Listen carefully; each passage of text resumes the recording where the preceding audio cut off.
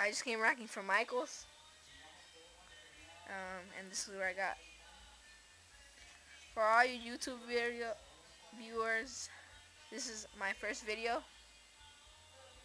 Well, our first video, because I'm with two other cats. Alright. I got some Prismacolors.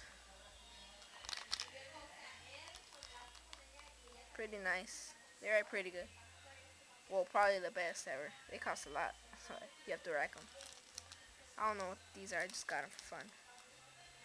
Got this metallic silver Sharpie. I like it, personally. I got these outline deco kind of markers. This Sharpie poster paint. Got this Liquitex acrylic.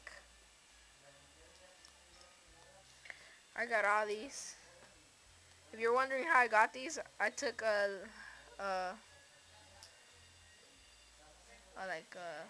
little mini backpack and I took this. I got this Martha Stewart glue pen.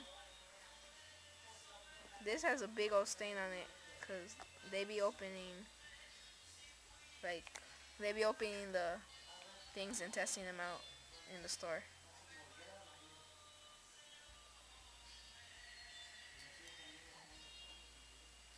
Alright, bye.